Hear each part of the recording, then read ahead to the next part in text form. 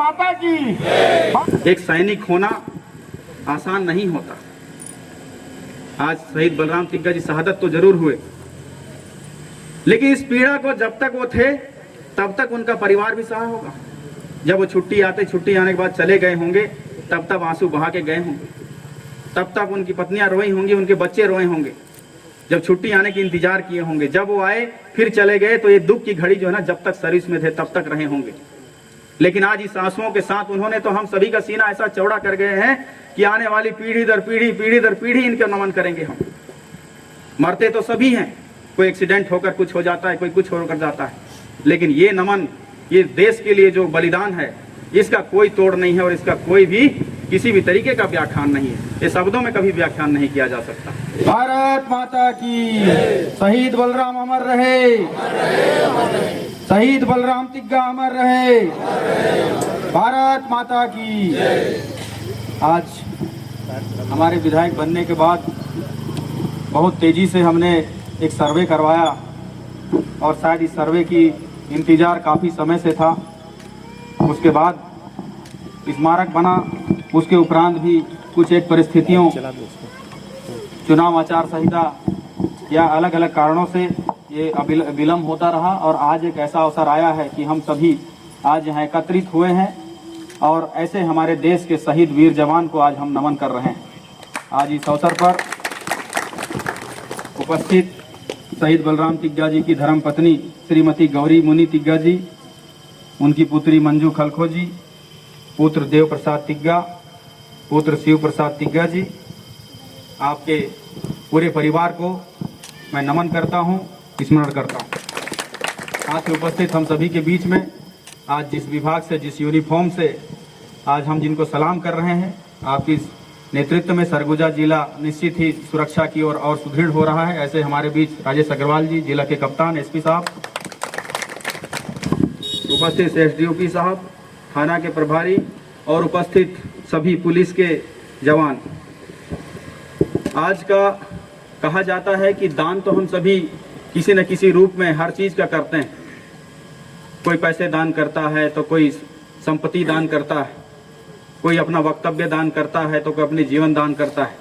लेकिन आज मैं शहीद बलराम तिग्गा जी की पत्नी को मैं बारंबार नमन करता हूं, उनके पुत्र को नमन करता हूं, क्योंकि आपने तो अपना सिंदूर दान किया है, इसलिए हम पूरे सीतापुर के तरफ से आपके इस दान को हम नमन करते हैं। इस शब्द का कोई व्याख्यान नहीं हो सकता है,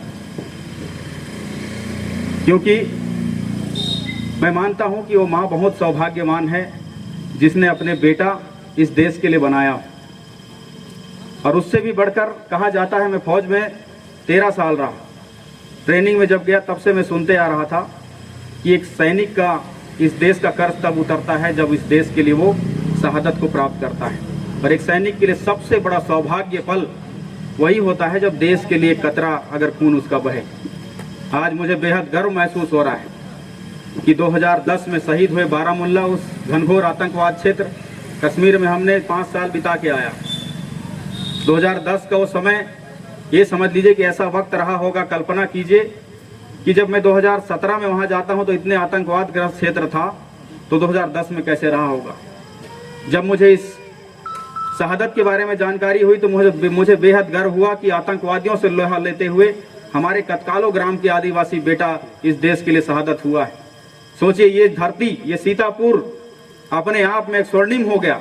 हमारे पास कहने के लिए पूरे देश के पास एक शब्द है कि हमने भी इस देश की आज़ादी के लिए और आज़ाद देश रहे, तिरंगा लहराता रहे, उसके लिए हमने अपना बेटा खोया है, बेटे की शहादत दिया है। कश्मीर जिसका नाम स्वर्ग के रूपी गिना जाता है, जिस स्वर्ग की रक्षा में हमने अपना पीढ़ी बलिदान दिया है।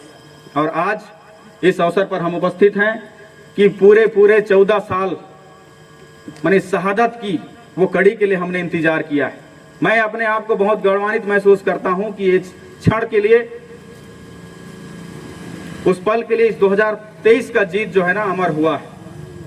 और आप सबको पता होगा कि जब हम चिन्हित कर रहे थे जगह, जब हम सूची निकाल रहे थे, तो ऐसा जगह चिन्हित कर रहे थे कि सबसे ज्यादा अगर कोई मैन पार्ट इस सीतापुर में आए तो सबसे पहले नमन हमारे शहीद वीर जवानों को करना चाहिए। ताकि लोगों को ये तो पता चले कि सीतापुर वीरों की धरती है, बलिदान की धरती है। और आज हमने ऐसे जगह पे इनको इस स्मारक को स्थापित किया है। आज मैं बताना चाहता हूं कि आज से पहले केंद्रीय रिजर्व पुलिस बल की यूनिट बरसी में, हर एक बरसी में घर में आके उनको सलामी देकर जाती है। पिछले बार भी आए थे, डिपार्टमेंट ने हमको संपर्क किया था। लेकिन आज उनके पास, पूरे विभाग के पास, हम सब के पास एक ऐसा स्मारक है, जीता जाता स्मारक है। मैं अभी माता से पूछ रहा था कि शहीद बलराम तिग्गा जी क्या ऐसे ही दिखते थे? उन्होंने कहा हाँ बिल्कुल ऐसे ही दिखते थे। सोचिए कि हमने उन्हें जीवंत स्थापित किया है, ये अभी जीवित हैं। एक भारत देश का एक सरहद है, आपने सुना होगा कि आज भी वहां जो सैनिक हुआ करते थे उनकी आत्मा वहां जीवित है, वो गए नहीं है कहीं। आज भी उस सरहद पे अगर पाकिस्तान का गोले बारूद आते हैं तो फटता नहीं है। ये प्रचलित कहानी और वास्तविकता है। तो सोचिए कि सैनिक हमारे शहीद जरूर हो जाते हैं, लेकिन उनकी आत्मा किसी न किसी रूप में इस देश की सुरक्षा में, हम सभी की समाज की सुरक्षा में जीवित है। इसलिए हमने उनको ऐसा स्थापित किया कि वो जीवंत हैं। बरसी के दिन हर एक साल केंद्रीय रिजर्व पुलिस बल की यूनिट यहीं सलामी देने आया करेंगी। हम सब उनके शहादत को नमन करेंगे, उनके वीरता को याद करेंगे। और आज इस अवसर पर मैं आप सभी के समक्ष इस चौक को शहीद बलराम चौक के नाम से करने की घोषणा करता हूं। और इस चौक से जाने वाले इस रास्ते को इतना सुंदर सजाएंगे हम, ताकि सबको पता चले कि ये शहीद बलराम तिग्गा की ओर जाने वाला रास्ता है। इसलिए इसके भी हम घोषणा करते हैं। इस अवसर पर हम सभी केवल आज के ही दिन नहीं, जिस तरीके से मैं जानता हूं कि कई 15 अगस्त 26 जनवरी के दिन हम शहीदों को नमन करते हैं, हमारे देश की तिरंगा को नमन करते हैं, लेकिन बाकी समय, कई बार ऐसे समय आता है, देखा जाता है कि तिरंगा झंडा अगर झुका है तब भी हम ध्यान नहीं दे पाते हैं। लेकिन शहादत को सही नमन तभी होगा जब भी यहाँ गुजरे तो इनको नमन करें, इनको याद करें और इनके जीवन की जो गाथा है हम अपने बच्चों को सिखाएं कि एक शहीद जो है ना, किस लिए देश को शहादत देता है।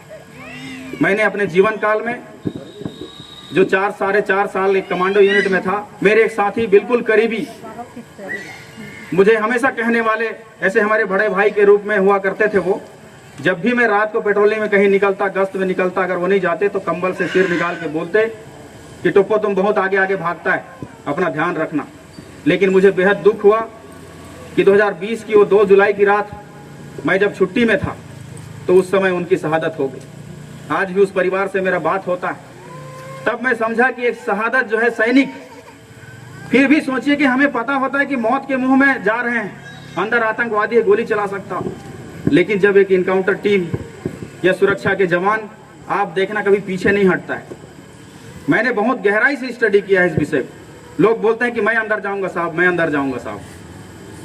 माने एक अजीब सा जुनून है देश के लिए, और ये जुनून की गाथा केवल वर्दी पहनने वाले ही बता सकते हैं। एसपी साहब ने बहुत जुनून के साथ हम सभी को इस वर्दी की गाथा को बताई। मैं हमेशा बोलता हूं कि वर्दी में पता नहीं ऐसा क्या है कि जंगल में सो जाओ सांप नहीं काटता है। आप ये कहानी नहीं सुने होंगे कि किसी सैनिक को सांप ने काटा, बहुत रेयर केस में ऐसा हुआ होगा। लेकिन आप सोचिए कि वाकई में इस वर्दी में कुछ ना कुछ तो है। तो बाद में रिसर्च में पता चलता है कि कुछ ना कुछ तो है, लेकिन हम सभी भारतवासियों के 140 करोड़ जनता का आशीर्वाद, और उनका आशीर्वाद और नमन और सारा चीज उनके साथ। साथियों, उपस्थित सभी बुजुर्ग जनों, माताओं, बहनों, एक सैनिक होना आसान नहीं होता। आज शहीद बलराम तिग्गा जी शहादत तो जरूर हुए, लेकिन इस पीड़ा को जब तक वो थे तब तक उनका परिवार भी सहा होगा। जब वो छुट्टी आने के बाद चले गए होंगे, तब तब आंसू बहा के गए होंगे, तब तक उनकी पत्नियां रोई होंगी, उनके बच्चे रोए होंगे। जब छुट्टी आने की इंतजार किए होंगे, जब वो आए फिर चले गए, तो ये दुख की घड़ी जो है ना, जब तक सर्विस में थे तब तक रहे होंगे। लेकिन आज इस आंसुओं के साथ उन्होंने तो हम सभी का सीना ऐसा चौड़ा कर गए हैं कि आने वाली पीढ़ी दर पीढ़ी इनके नमन करेंगे हम। मरते तो सभी हैं, कोई एक्सीडेंट होकर कुछ हो जाता है, कोई कुछ होकर जाता है, लेकिन ये नमन, ये देश के लिए जो बलिदान है, इसका कोई तोड़ नहीं है और इसका कोई भी किसी भी तरीके का व्याख्यान नहीं है। ये शब्दों में कभी व्याख्यान नहीं किया जा सकता। आज इस अंतिम मेरे वक्तव्य पर मैं दोबारा नमन करता हूं शहीद बलराम तिग्गा को। उनकी शहादत अमर रहेगी और हमारा सीतापुर विधानसभा ही नहीं, पूरा जिला और ये देश उनको हमेशा याद करेंगे। मैं इस अवसर पर उनको नमन करते हुए अपनी वाणी समाप्त करता हूँ। भारत माता की, भारत माता की जय। अमर शहीद बलराम तिग्गा जी अमर रहे। भारत माता की, भारत माता की।